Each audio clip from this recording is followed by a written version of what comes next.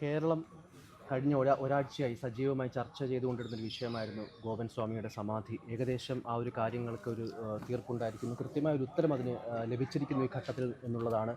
ഗോപൻ സ്വാമിയുടെ മരണത്തിൽ യാതൊരു അസ്വാഭാവികതകളുമില്ല എന്നുള്ള കാര്യം പോസ്റ്റ്മോർട്ടം റിപ്പോർട്ടിലും ഇൻക്വസ്റ്റ് റിപ്പോർട്ടിലും അടക്കം തെളിഞ്ഞു കഴിഞ്ഞു. ആ രീതിയിൽ അദ്ദേഹത്തിൻ്റെ മകനായിട്ടുള്ള ശ്രീ സനന്ദനനും അതുപോലെ ഹിന്ദു ഐക്യവേദിയുടെ തിരുവനന്തപുരം ജില്ലാ ജനറൽ സെക്രട്ടറി ആയിട്ടുള്ള ഉണ്ണി വഴയിലെയും ഒപ്പമുണ്ട്.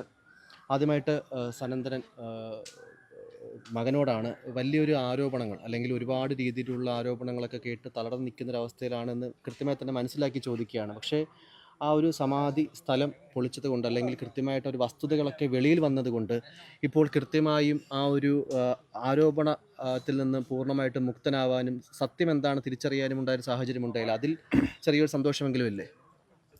സന്തോഷമെന്ന് സന്തോഷമെന്ന് പറയാം, പക്ഷേ പൂർണ്ണ സന്തോഷം എനിക്ക് എന്താ പറയുക, എൻ്റെ അച്ഛൻ നല്ല തേജസ്സോടെ സമാധിയായതാണ്.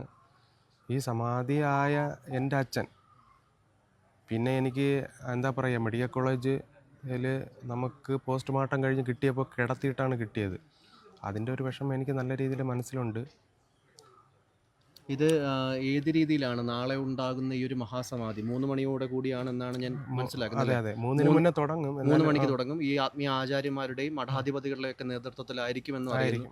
അപ്പോൾ അന്നുണ്ടായ ഈ വിഘ്നങ്ങൾക്കും ഒക്കെ പരിഹാരം കൂടെ കണ്ടുകൊണ്ടുള്ള ഒരു മഹാസമാധിയാണോ? അതെന്താണ് ആ ഒരു ഉദ്ദേശിക്കുന്നത് ശരിക്കും? തീർച്ചയായിട്ടും അത് തന്നെയാണ്. ഇതിൻ്റെ കാര്യങ്ങൾ കൂടുതലായിട്ട് നമ്മുടെ ചന്ദ്രശേഖർ സാറിൻ്റെ അടുത്ത് ചോദിച്ചു കഴിഞ്ഞാൽ കറക്റ്റായിട്ട് അറിയാം. ഞാൻ വീണ്ടും അതിനെ ചോദിക്കുകയാണ്. ഒരു രീതിയിൽ കുടുംബത്തിനടക്കം, അമ്മയ്ക്കും അല്ലെങ്കിൽ മറ്റുള്ളവർക്കും അടക്കം ഒരു വലിയൊരു ഭാരം ഒഴിഞ്ഞു പോയൊരു തോന്നലെങ്കിലും ഉണ്ടാകുന്നൊരു സാഹചര്യമില്ല? അല്ലെങ്കിൽ പല രീതിയിലുള്ള ആരോപണങ്ങൾ കേട്ട് തളർന്ന ഒരവസ്ഥയിൽ നിന്നൊക്കെ ഇപ്പോൾ കുറച്ചെങ്കിലും മുക്തി നേടുന്നൊരവസ്ഥയും ഉണ്ടായില്ലേ? തീർച്ചയായിട്ടും, അതെ. എന്തായാലും അദ്ദേഹത്തിൻ്റെ മാനസികാവസ്ഥ ബഹുമാനിച്ചുകൊണ്ട് തന്നെ കൂടുതൽ സംസാരിക്കാൻ പറ്റാത്തൊരു സാഹചര്യത്തിലാണ്. അത് ബഹുമാനിച്ചുകൊണ്ട് തന്നെ അദ്ദേഹം വാക്കുകൾ ചുരുക്കുകയാണ്. നാളത്തെ ഈ ഒരു ഹിന്ദു ഐക്യവേദിയുടെയും മറ്റ് ഹിന്ദു സംഘടനകളും പങ്കെടുക്കുന്നുണ്ട്. എങ്ങനെയാണ്? എല്ലാ ഹൈന്ദവ സംഘടനകളുടെയും സന്യാസി ആചാര്യന്മാരും അതോടൊപ്പം തന്നെ മറ്റ് മേഖലകളിലുള്ളവരുടെയും കൂടെ നേതൃത്വത്തിലാണ് നാളത്തെ ഈ സമാധി നടത്തുന്നത്. അപ്പോൾ അതിനകത്ത് പരിഹാര പൂജകൾ അതിനനുസരിച്ചിട്ടുള്ള കാര്യങ്ങൾ ചെയ്യുന്നുണ്ട്. അതോടൊപ്പം ഈ മഹാസമാധി നമ്മുടെ നാളെ ഒരു നാമജപ യാത്ര ആയിട്ടാണ് അവിടെ നിന്ന് ആരംഭിച്ച് ഇവിടെ ഈ എവിടെ നിന്നാണ് ആരംഭിക്കുന്നത്? നമ്മുടെ ഇവിടെ നിന്ന് നിംസിന്റെ ഭാഗത്ത് നിന്ന് നാമജപ യാത്ര ആരംഭിച്ച് ഭൗതികദേഹം വെളിയിലേക്ക് എടുക്കുന്ന സമയം തൊട്ട് തന്നെ ജാഥയല്ല, നാമജപ യാത്ര. ഒരു ഭക്തി വിശ്വാസത്തിന്റെ കാര്യമാണല്ലോ. ഇതിനകത്തൊരു കാര്യം പ്രധാനമായിട്ട് നമ്മൾ ഇതിനകത്ത് പറയുന്നത്, ഇതിനകത്ത് ഒരു ഇടപെടൽ നമുക്കറിയാം, ഒരു വിശ്വാസത്തിന്റെ ആചാരത്തിന്റെ ഒരു വിഷു ഇതിനകത്തുണ്ട്. അപ്പോൾ അദ്ദേഹം സമാധിയാവുന്നത് നമുക്കറിയാം ഏകാദശിയുടെ അന്നാണ് അദ്ദേഹം സമാധിയാവുന്നത്. അതോടൊപ്പം തന്നെ ഇതിൻ്റെ നടപടിക്രമങ്ങളുമായിട്ട് ബന്ധപ്പെട്ടുകൊണ്ട് ഈ സമാധി മണ്ഡപം അതിനകത്ത് തുടക്കത്തിൽ ഞങ്ങളൊരു പറഞ്ഞൊരു കാര്യം, ഇതിനകത്ത് വ്യാപകമായ ഒരു പ്രചരണം വന്നത് കല്ലറ എന്നുള്ളൊരു വാക്കാണ്. യഥാർത്ഥത്തിൽ ഹിന്ദു വിശ്വാസ ആചാരപ്രകാരം കല്ലറയല്ല, ഹിന്ദു വിശ്വാസ ആചാരപ്രകാരം അത് സമാധിയാണ്. ആ സമാധി മണ്ഡപം എന്നാണ് ഹിന്ദു വിശ്വാസ ആചാരപ്രകാരം നമ്മൾ പറയുന്നത്. അപ്പോൾ അതോടൊപ്പം തന്നെ അതിനെ ഒരു നിയമ നടപടിയുടെ ഭാഗമായിട്ടുള്ള ഒരു പരിരക്ഷ പോലും അവർക്ക് ലഭ്യമായിട്ടില്ല. അപ്പോൾ അതിനനുസരിച്ചിട്ടുള്ള മാൻ മിസ്സിങ്ങിൻ്റെ ഒരു കേസാണ് അത് എടുത്തിട്ടുള്ളത്. നിലവിൽ പോലീസിന് അന്വേഷിക്കാം, നിയമപരമായിട്ടുള്ളൊരു കാര്യങ്ങൾ ചെയ്യാം. അപ്പോൾ ഞങ്ങളന്ന് അതുമായി ബന്ധപ്പെട്ടുകൊണ്ട് DYSPയുടെ എത്തും, അതോടൊപ്പം തന്നെ സബ് കളക്ടറുടെ മുന്നിൽ ഞങ്ങൾ ആവശ്യപ്പെട്ടൊരു കാര്യം, ഇതിനനുസരിച്ചിട്ടുള്ള അവരുടെ മൊഴി എടുത്തുകൊണ്ട് അതിനനുസരിച്ചുള്ള നടപടി ചെയ്യണമെന്നാണ് പറഞ്ഞത്. പക്ഷേ ഞങ്ങൾ ആ കേസുമായിട്ട് ബന്ധപ്പെട്ടുകൊണ്ട് ആ FIRൻ്റെ കോപ്പി ഞങ്ങൾ കാണുന്ന സമയത്ത് സ്വാഭാവികമായിട്ടും 2 മക്കളുടെ ഭാഗത്തുനിന്ന് ഒരു ഡീറ്റെയിൽ മൊഴി എടുത്തിട്ടില്ലായിരുന്നു. അതിന് നമ്മളൊരു പരാതി നൽകിയതിന് ശേഷമാണ് ആ ദിവസം 4 മണിക്കൂർ നീണ്ടു നിന്നുകൊണ്ട് ഇവരുടെ ഡീറ്റെയിൽസ് മൊഴിയെടുക്കുന്നു. നടപടിക്രമങ്ങളിൽ നമ്മൾ അതിനനുസരിച്ചുള്ള നടപടിക്രമമായിട്ട് മുന്നോട്ട് പോകണം എന്നുള്ളതാണ് ഞങ്ങളും അന്ന് ആവശ്യപ്പെട്ടത്.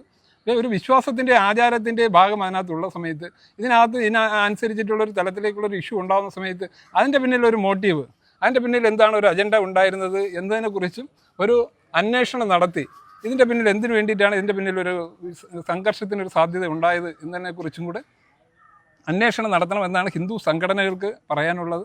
വിശ്വാസവും ആചാരവും നടപ്പിലാക്കാനും അത് നടത്തുവാനുള്ള അവകാശം ഇന്ത്യൻ ഭരണഘടന നമുക്ക് നൽകുന്നുണ്ട്. ഞാനൊന്ന് ഇടപെടുകയാണ്. അതായത് ഈ സംഭവിച്ച കാര്യങ്ങളൊക്കെ കൃത്യമായി തന്നെ അറിയാം. അത് പക്ഷേ ഞാനൊന്ന് ചോദിക്കുകയാണ്, ഇത്തരത്തിലുള്ള കോൺട്രവേഴ്സികളിലേക്ക് പോകുകയല്ലോ. പക്ഷേ കോൺട്രവേഴ്സി ഉണ്ടാകാനുള്ള ഒരു സാധ്യത അല്ലെങ്കിൽ ഒരു ചാൻസ് എന്ന് പറയുന്നത് ഇനിയെങ്കിലും അത്തരത്തിലുള്ളൊരു റിക്വസ്റ്റ് ഒന്ന് നടത്താനുണ്ട്. ഇതൊരു ക്ലോസ്ഡായിട്ട് നടത്താൻ പാടില്ല, അല്ലെങ്കിൽ അതിന് ബന്ധപ്പെട്ട അധികാരികളെ അറിയിച്ചുകൊണ്ട് വേണമെങ്കിലും ഇനി ആ രീതിയിലേക്കുള്ള ഇത്തരമുള്ള വിവാദങ്ങൾ ഉണ്ടാകാതിരിക്കാൻ അങ്ങനെ ചെയ്യണം. വിശ്വാസങ്ങൾ തന്നെയാണ്, അതിനെ ബഹുമാനിച്ചുകൊണ്ട് തന്നെ പറയണം. പക്ഷേ നാട്ടിൽ നിൽക്കുന്ന നിയമ സംവിധാനങ്ങളെയും അത്തരത്തിലുള്ള ചില പ്രാഥമിക നടപടികൾ കൂടെ പൂർത്തിയാക്കി വേണം ഇനിയുള്ള ഇനിയുള്ള യോഗാചാര്യന്മാരുടെ സമാധികൾ നടത്തേണ്ടത് എന്നുള്ളൊരു അഭിപ്രായമെങ്കിലും ഉണ്ടോ? അല്ല, ഇതിനകത്ത് 2-3 കാര്യങ്ങളാണ് ഇതിനകത്ത് നമുക്ക് മുന്നോട്ട് പറയാനുള്ളത്. കഴിഞ്ഞ 6 പതിറ്റാണ്ടായി അദ്ദേഹം ഈ ഒരു ആധ്യാത്മിക മേഖലയിൽ പ്രവർത്തിക്കുന്ന ഒരു മനുഷ്യനാണ്. വളരെയേറെ കഷ്ടതയും യാതനയും അനുഭവിച്ചുകൊണ്ടാണ് അദ്ദേഹം ഈ കാര്യങ്ങൾ ചെയ്യുന്നത്. കഴിഞ്ഞ 30 വർഷമായിട്ടാണ് നമ്മൾ ഈ ക്ഷേത്രവുമായിട്ട് ബന്ധപ്പെട്ടിട്ടുള്ള കാര്യങ്ങൾ നടക്കുന്നത്. നമുക്കറിയാം, ഇവിടെ ഒരു പ്രചരണം നടക്കുന്നതെന്ന് പറഞ്ഞു കഴിഞ്ഞാൽ അതൊരു ക്ഷേത്ര നിർമ്മാണമായിട്ട് ബന്ധപ്പെട്ടിട്ടുള്ള കാര്യത്തിൽ, ആചാരത്തിൻ്റെ കാര്യത്തിലായിരുന്നാലും ശരി തന്നെ. 2017 ഈ ക്ഷേത്രത്തിൽ പ്രതിഷ്ഠ നടത്തി ഇവിടുത്തെ ഭക്തജനങ്ങളെയും കൂടെ കൂട്ടിച്ചേർത്തുകൊണ്ടാണ് അന്ന് ഇവിടെ ഉത്സവം ആഘോഷിക്കുന്നത്. അപ്പോൾ സ്വാഭാവികമായിട്ടും ക്ഷേത്രത്തിൽ ഒരു പ്രതിഷ്ഠ നടത്തി ആ പ്രതിഷ്ഠയുമായി ബന്ധപ്പെട്ടുകൊണ്ടുള്ള ആചാരങ്ങളുടെ ഭാഗമായിട്ടുള്ള പൂജയും ആ കാര്യക്രമങ്ങൾ നടന്നു വരുമ്പോൾ ആ ഒരു വിഷയവുമായി ബന്ധപ്പെട്ടുകൊണ്ട് നമുക്കറിയാം, ഹിന്ദുവിൻ്റെ വിശ്വാസ ആചാരപ്രകാരം അദ്ദേഹം ഒരു സന്യാസി ആ ഒരു പ്രവർത്തന മേഖലയിൽ നിൽക്കുന്ന സമയത്ത്, ആ ഒരു മേഖലയിൽ നിൽക്കുന്ന സമയത്ത് സ്വാഭാവികമായിട്ട് അദ്ദേഹത്തിൻ്റെ അന്തിമ അഭിലാഷം എന്ന് പറയുന്നത് അദ്ദേഹത്തെ സമാധി ഇരുത്തുക എന്നുള്ളത് അദ്ദേഹത്തിൻ്റെ ഒരു അന്തിമ അഭിലാഷമാണ്. ആ അഭിലാഷം പറയേണ്ടത് അദ്ദേഹത്തിൻ്റെ ഭാര്യയോട് പറഞ്ഞു, അദ്ദേഹത്തിൻ്റെ മക്കളോട് പറഞ്ഞു. ഇത് സ്വാഭാവികമാണ്. ഒരു അച്ഛൻ സ്വന്തം മക്കളോടും ഭാര്യയോടുമാണ് തൻ്റെ അന്തിമ അഭിലാഷം എന്തെന്ന് പറയേണ്ടത്. അതാണ് അവിടെ പറഞ്ഞിരിക്കുന്നത്.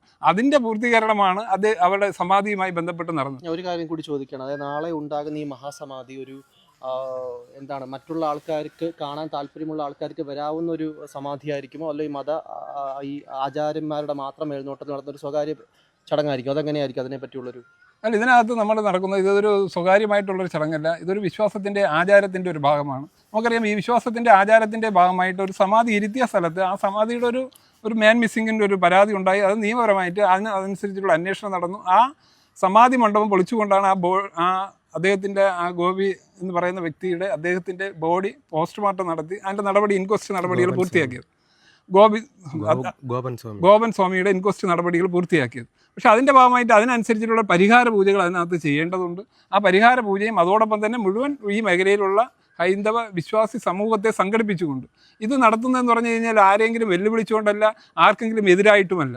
ഇതൊരു വിശ്വാസത്തിൻ്റെ ഭാഗമാണ്, ആചാരത്തിൻ്റെ ഭാഗമാണ്. അദ്ദേഹത്തിൻ്റെ ഒരു അന്തിമ അഭിലാഷം എന്ന് പറയുന്നത് മഹാസമാധി എന്നുള്ളതാണ്. അത് ഏകാദശി ദിവസമാണ്. ഹിന്ദു വിശ്വാസാചാര പ്രകാരം ഏകാദശി ദിവസം സമാധിയാവുക എന്ന് പറഞ്ഞാൽ അത് പുണ്യമാണ്. ആ ഒരു ദിവസമാണ് അദ്ദേഹം അത് സമാധിയായത്. അതിനനുസരിച്ചിട്ട് തന്നെയാണ് അത് ആ ധനുമാസത്തിലെ തിരുവാതിര നടക്കുന്ന ആ സമയം കൂടിയാണ്. പ്രത്യേകിച്ച് ഈ ക്ഷേത്രത്തിൽ അദ്ദേഹം പൂജിക്കുന്നതെന്ന് പറഞ്ഞു കഴിഞ്ഞാൽ ശിവലിംഗ പ്രതിഷ്ഠ നടത്തിക്കൊണ്ട് ശിവഭഗവാനെ പൂജിക്കുന്ന ഒരു പൂജാരിയായിരുന്നു. ആ ഒരു തരത്തിലേക്കുള്ളൊരു പ്രാധാന്യം നൽകിക്കൊണ്ട് തന്നെയാണ് എല്ലാവിധ ആചാര വിധി പ്രകാരം തന്നെയാണ് നാളത്തെ ഈ മഹാസമാധി നടപ്പിലാക്കുന്നത്. സനന്ദനോട് ഒരു ചോദ്യം കൂടെ ചോദിച്ച് അവസാനിപ്പിക്കുകയാണ്. അതായത് വളരെ വൈകാരികമായി മെഡിക്കൽ കോളേജിൻ്റെ ഭാഗത്ത് നിന്നും അവിടുന്ന് അദ്ദേഹത്തിൻ്റെ ഭൗതികദേഹം വെളിയിലെടുക്കുന്ന സാഹചര്യത്തിലൊക്കെ മാധ്യമങ്ങളോട് അതിവൈകാരികമായി പറഞ്ഞൊരു കാര്യമുണ്ടായിരുന്നു. ഈ രീതിയിൽ അച്ഛൻ്റെ സമാധിക്ക് ഭംഗം വരുത്തിയവർക്കെതിരെ, ആ രീതിയിലുള്ളൊരു അജണ്ട വെച്ച് പുലർത്തിയവർക്കെതിരെയൊക്കെ കൃത്യമായ നിയമ നടപടികൾ ഉണ്ടാകുമെന്നൊക്കെ പറഞ്ഞിരുന്നു. അത് ആ വൈകാരികതയുടെ പുറത്ത് പറഞ്ഞതാണോ, അതേ നിലപാട് തന്നെയാണ് ഇപ്പോഴും ഉള്ളത്?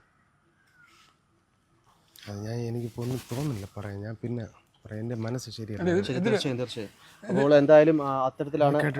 ഇതിലൊരു ഹിന്ദു സംഘടനകൾ എന്ന നിലയിൽ ഈ കഴിഞ്ഞ സമാധിയുമായിട്ട് ബന്ധപ്പെട്ടുകൊണ്ട് ഇന്ന് വൈകുന്നേരം ഉച്ചയ്ക്ക് 1 മണി വരെ നടന്നിട്ടുള്ള കുറേ കാര്യങ്ങളുണ്ട്. അപ്പോൾ അതുമായി ബന്ധപ്പെട്ടുകൊണ്ട് ചില ആശങ്കകൾ ഹിന്ദു സംഘടനകൾക്കുണ്ട്.